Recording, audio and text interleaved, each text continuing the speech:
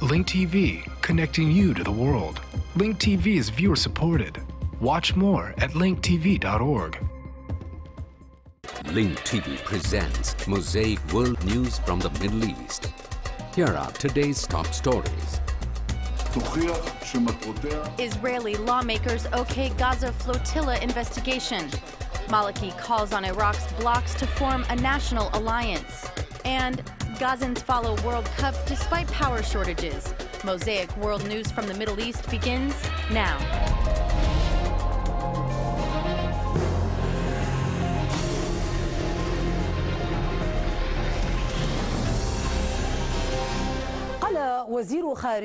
Turkish Foreign Minister Ahmet Davutoglu said that the Israeli internal inquiry into the attack on the Freedom Flotilla doesn't mean anything to Turkey. During a press conference in Ankara, Davutoglu reiterated that the investigative committee must be of an international body.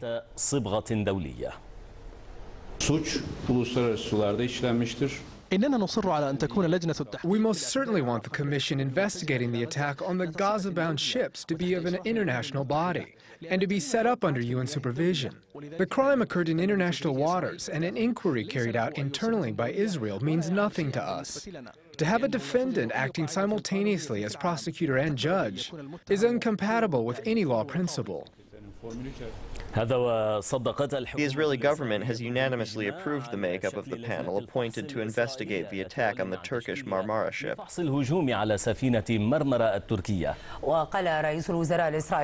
In a special session held by the Israeli government, Israeli Prime Minister Benjamin Netanyahu said that officers of the Israeli army would not appear before the investigative committee. Netanyahu further said that the committee will rely on the summary reports prepared by the panel of experts that were appointed by the Chief of Staff. It's a probe without authority. The investigative committee appointed by Israel will not be able to question any member of the Israeli army or question the political mechanism that triggered the attack on the Marmara aid ship. The committee will base its finding on the Israeli army's internal investigation. The committee doesn't have the authority to make procedural recommendations. Israeli Prime Minister Benjamin Netanyahu promised to conduct an independent and fair investigation and strongly defended the Israeli army. I am convinced that finding the facts by the committee will prove that the objective behind the operation of the State of Israel and its army's defensive action was acceptable and conformed to the international standards. Yaakov Turkel, a retired Israeli Supreme Court judge, will preside over the inquiry panel, which will include Professor Shaftai Ruzain, an international law expert, and retired Major General Amos Hurav, a former member of the Israeli Haganah mob. In addition, the committee will include 2 international representatives, an Irish and a Canadian, who will act as observers but will not be granted the right to vote. The work of the committee will be limited to the issue of the Israeli-imposed blockade on the Gaza Strip and its implementation in accordance with international laws. In addition, the panel will investigate and check the identities of the participants and organizers of the flotilla. The legal basis which Israel may seize upon is that the sea closure of the Strip is due to its state of war or combat with Hamas. Accordingly, it's possible to prevent ships from violating this blockade. It seems that a new set of mechanisms is needed to organize operations at the Gaza border crossings. This also calls for increasing the number of trucks and the amount of goods entering the Strip. The Israeli transport minister has called for a complete disengagement from Gaza, leaving the Rafah border crossing open. It's time to disengage completely from the Gaza Strip, perhaps to help Abu Mazen. It was not the proper action, as it didn't achieve its objective. We must disengage from Gaza and defend our national interests, on land and at sea. The Rafah border crossing between Egypt and Gaza must remain open. It remains to be seen whether the makeup of the Israeli Internal Committee will be convincing and sufficient enough, leaving the door open to an international investigation. What is certain, however, is that the implication of the bloody attack will change the nature of the Israeli-imposed siege on the Gaza Strip. Ilyas Karam, Al Jazeera, West Jerusalem. The government will tomorrow set a date for the upcoming parliamentary elections. The Prime Minister's political advisor and election official spokesman, Samih Maita, said the government weighed up all options and will at tomorrow's weekly session examine various proposals before announcing a final date for the polls. The cabinet, he added, will also examine a proposal to exempt from fees citizens who did not have constituencies stamped on their IDs to enable them to vote. He said up to 800,000 citizens will be exempted from fees. About half of them have become 18 years old. Suspected Palestinian gunmen shot dead an Israeli policeman and wounded 2 others in an attack on their vehicle in their occupied West Bank. One official said the shooting was carried out on an ordinary police vehicle near the town of Hebron in the southern West Bank. He added that forces were combing the scene. Israeli troops were seen patrolling checkpoints in and around Hebron, severely restricting Palestinian movement. There was no claim of responsibility from any Palestinian group. Also last month, armed Jewish settlers shot dead a Palestinian teenager near the city of Ramallah. The last fatal attack on an Israeli was in February when a Palestinian policeman stabbed to death a soldier in the central West Bank.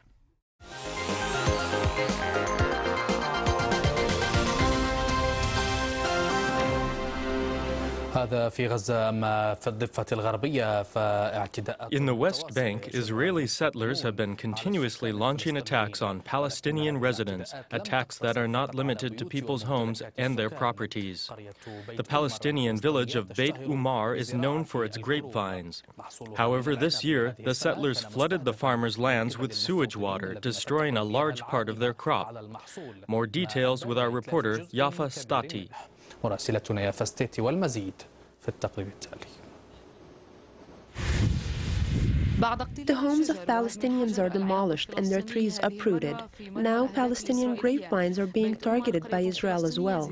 Beit Umar is a Palestinian agricultural town known for its grapevines. The town's economy relies on selling the crop locally and on exporting it. However, this year's crop was devastated after the settlers diverted their sewage water towards Palestinian grapevines.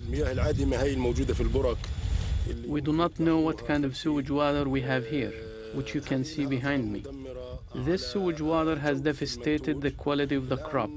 Because of the large amount of sewage water in the Palestinian grapevine fields, farmers can no longer plow their lands and cannot spray pesticides, which farmers are supposed to start doing now in order to protect their grapevines and grape trees. The sewage water aims to destroy the quality of the grapes.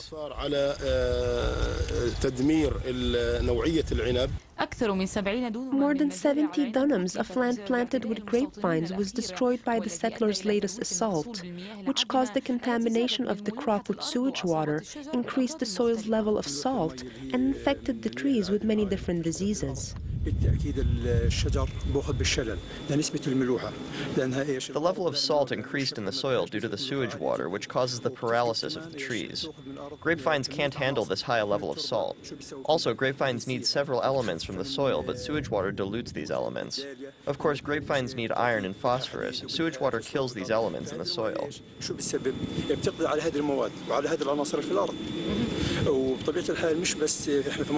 We are in Wadi Shiket, and there are other close areas like Karm Mansour and Beit Ain.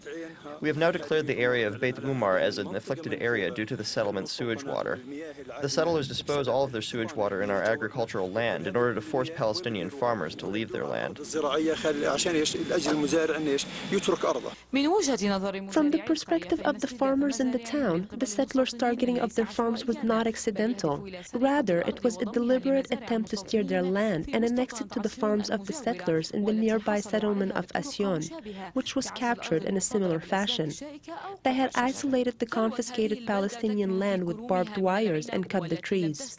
The wealth of this village lies in its grapevines, which were not spared from the settlers' attacks either, the latest of which was the destruction of this year's crop.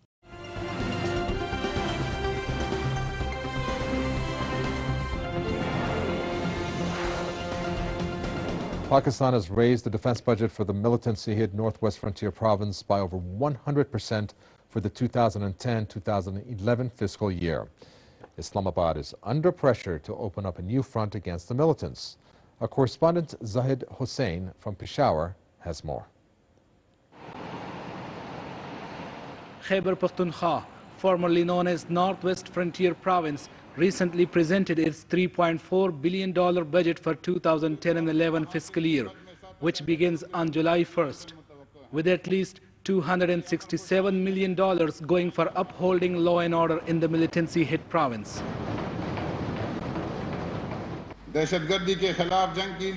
For fighting the war on terror in the province, a sum of 178 million has been allocated. Besides that, 89.4 million which will be granted by the federal government to Khyber Pakhtunkhwa for fighting the war on terror. Officials at the post-budget press conference said the local government gives top priority to the militancy-stricken areas of the province, and under damage needs assessment has received $23.5 million from the central government for rehabilitations of Malaki agency, the province's northern region, which has suffered a lot due to the military offensive against the militants. Until and unless the law enforcement agencies are, you can say, capable enough and they have the required weapon and equipment, they would not be able to fight out militancy, because still we are feeling the war on terror as we have been fighting. This is not over. Still there are regions, especially in the settled parts of NWFP, in the southern districts, still in Malakand, where things are still volatile. However, many see the amount allocated for war on terror far less than what is actually needed to bring normalcy back to the province. In my opinion, the budget is very disappointing, considering the prevailing condition in the province where its people have been badly affected by militancy. So it seems to me that it is nothing more than jugglery of words. They hold the world community and donor agencies have so far failed to fully honor their pledges of $5 billion for the rehabilitation of the militancy-hit areas of the province. Defense spending for the country will rise to $5.17 billion for the 2010 and 11 fiscal year, which shows a 17% increase on the previous year. The security forces have mounted a series of offensives in the volatile northwest over the past year, killing hundreds of militants and capturing many of their bases. Pakistan has been fighting the so-called war on terror for the last 8 years, and experts believe the increased defense budget for the current year is both a sign of military's influence in politics and the unfinished business of battling the militants.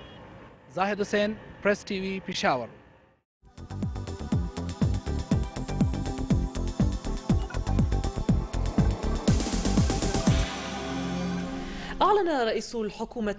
Iraqi Prime Minister Nouri al-Maliki announced that the State of Law Coalition, which he leads, had an agreement with the Iraqi National Alliance to form a unified parliamentary bloc. At a press conference held after the State of Law Coalition's General Authority meeting, Maliki called on all blocs and parties to respect the resolution of the Federal Court over the formation of the government. We also accepted the Judicial Court's resolution. Many opinions were expressed on the election results, but we still accepted the decision of the judiciary body that was based on the Constitution. Others should also accept the decision of the judiciary body in the federal court. They have the right to file an appeal, but this appeal will be rejected and will only impede the political process, because the federal court has issued a decisive and outright opinion. According to the interpretation of the Constitution, the bloc with the largest number of seats, or the bloc that is composed of more than one party under a different name or number, is the winner of the elections.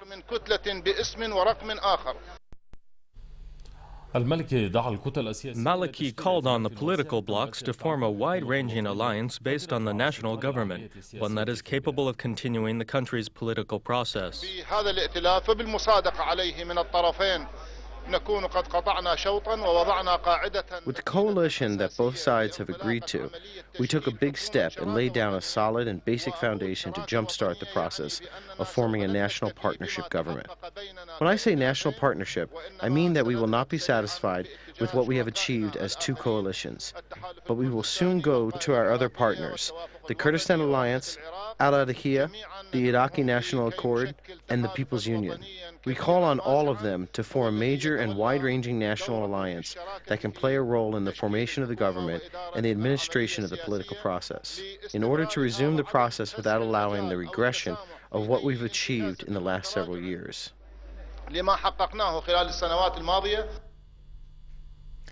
Iraqi Deputy Prime Minister and member of the State of Law Coalition, Sheikh Khalid al-Atiyah, said that the National Alliance is discussing its choice for the bloc's representative in the parliament. Atiyah explained that the policy of the alliance is not to exclude any political blocs and that the name of the Prime Minister will be announced within days. The two coalitions, the State of Law and the Iraqi National Alliance, merged under the name of National Alliance.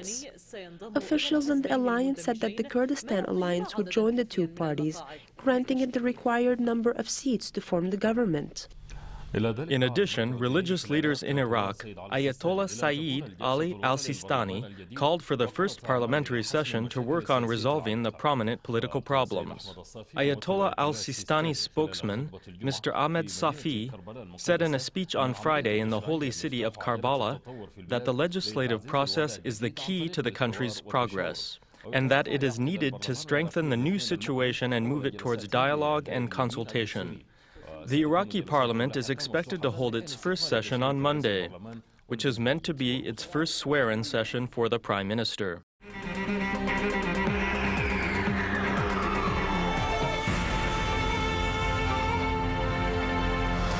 In the 2010 World Cup, Algeria lost to Slovenia 1-0. The Algerian defeat was attributed to a number of mistakes. The Algerian team was ranked 4th in terms of mistakes committed in its opening game with Slovenia, accounting for 27 mistakes. The Algerian national team crossed an area measuring 99.82 kilometers. The team crossed nearly 38.76 kilometers while the ball was in its possession. Its highest speed was estimated at 23.41 kilometers per hour. In its forward tactics, the Algerian team ranked behind Slovenia among the participating teams at number 14. In the Algerian capital, Algerian fans planned a long night of celebrations only to be later surprised by their team's defeat. Our correspondent from Algiers, Kamal Tamam, gathered the fans' reactions in the following report. Moments before the game started, the streets of the Algerian capital were turned into a ghost town. There was no movement on the streets as everyone in the capital was busy getting ready to watch their favorite team meet its opponent in the World Cup. Algerians were cramped in homes, coffee shops, and public squares in order to watch the opening game of the Qatar national team in the World Cup, underway in South Africa. From the start, the fans seemed to interact and enjoy the game moment by moment. I'm very enthusiastic. They're playing very well. God willing, they will win today. We are very optimistic. The Algerian national team is performing well. The first half ended with an excellent performance by Karim Ziani and his teammates, bringing joy to the Algerian fans.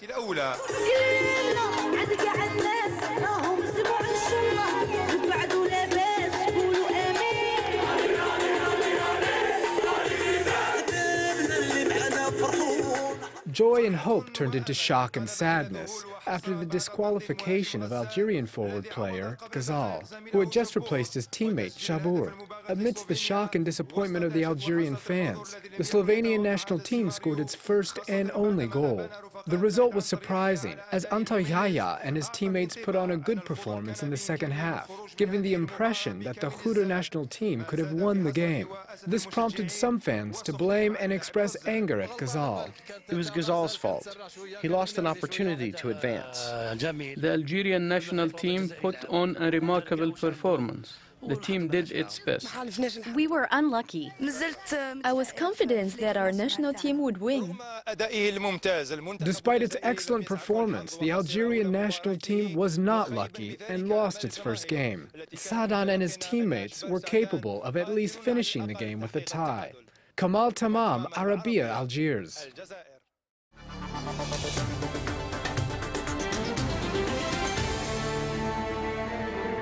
The residents of Gaza Strip are living under siege. They are not able to watch the World Cup soccer games taking place in South Africa due to the frequent power blackouts and the encryption of sports channels that broadcast the games. But none of these issues have prevented them from finding effective ways to watch the games. Shufti Al-Kashif has the details. This was the scene in Gaza when the World Cup soccer games kicked off in South Africa. Shops hung flags of the countries participating in the championship, and customers enthusiastically purchased the flags of the countries supported by the Palestinians. You know that there is a siege. The flags are expensive. It costs them 130 each. And even so, they buy them. The flags are in high demand. The flags were also raised inside restaurants and hotels to announce to those who can afford it that there is a chance to watch the games. But the options for the spectators in the Jabalia refugee camp in northern Gaza were quite different.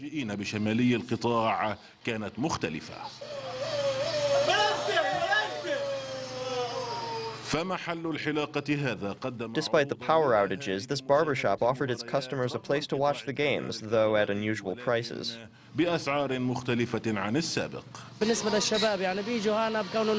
For young people, they come here because this is a salon for the youngsters.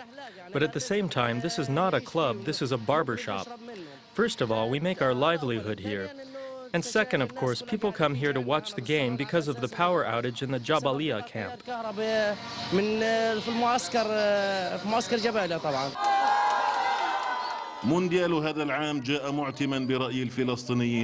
For the Palestinians, this year's World Cup came through darkness, either because of the constant power blackouts or the encryption of sports channels that broadcast the games. Hamas, which controls the Strip, did not miss this opportunity and brought a number of big-screen TVs to local clubs in southern Gaza so that people can watch the games for free.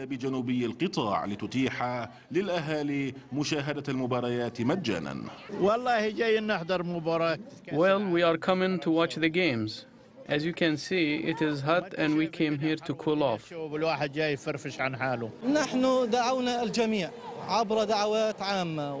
We announced to everyone through the public media, on the roads, in restaurants, in the streets and everywhere, that there is a free place to watch the games.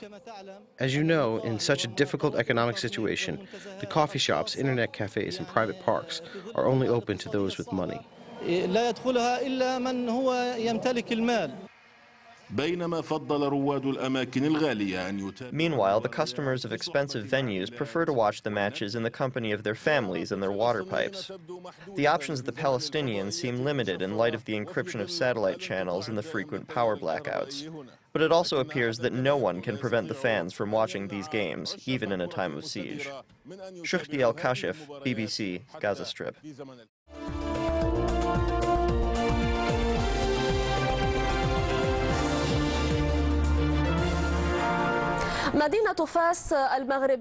A large part of the Moroccan city of Fez is known around the world for its architecture, arts, and crafts. For 15 years, this ancient city has been presenting another kind of legacy by hosting the World Sacred Music Festival. A collective of music pioneers performed at the festival, and fans from different continents came here in search of refined performances that would enlighten them on mutual understanding and coexistence with each other. Jalal Makfi reports from Fez City in Morocco.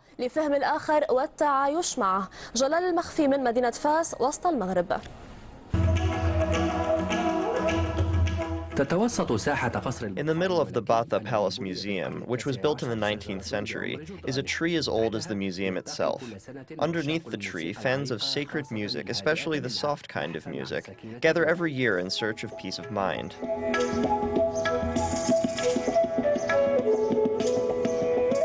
Believe me, they are dead. Believe me, they are dead. And they want something like this festival to take place. They want music everywhere. They want to see weapons being thrown away and replaced by thousands of flutes that will spread music to everyone. From both the sides. People were bobbing their heads, waving their hands, and dancing to the rhythm of the poems of the Nile.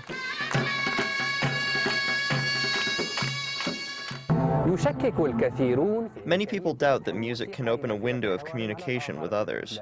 But just look at these people from the West and from the Far East. When they listen to the music that they have never heard before, they discover that music can open an important window to understanding and communication. Bab Makina is another historical site.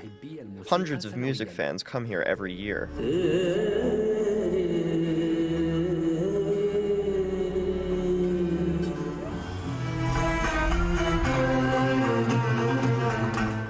Sabah Fakhri, who did not attend the festival this year, sent his band to perform for the audience. The Aleppo singer, known for his songs about love, passion, and myths, elevated his performance to near perfection. The views expressed on Mosaic are from contributing broadcasters, not Link TV or its sponsors. The production of Mosaic is made possible from support of viewers like you. Thank you. Watch Mosaic World News online. Stay up to date with breaking news. Read our blog. Get transcripts of past shows and more at linktv.org/mosaic.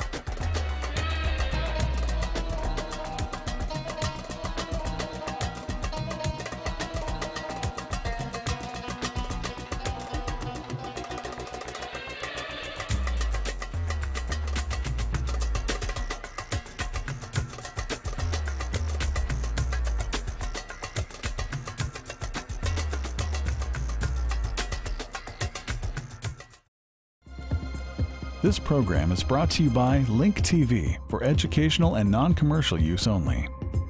Link TV is the only U.S. network dedicated to global and national news, uncompromising documentaries, and diverse cultural programs, programs which connect you to the world.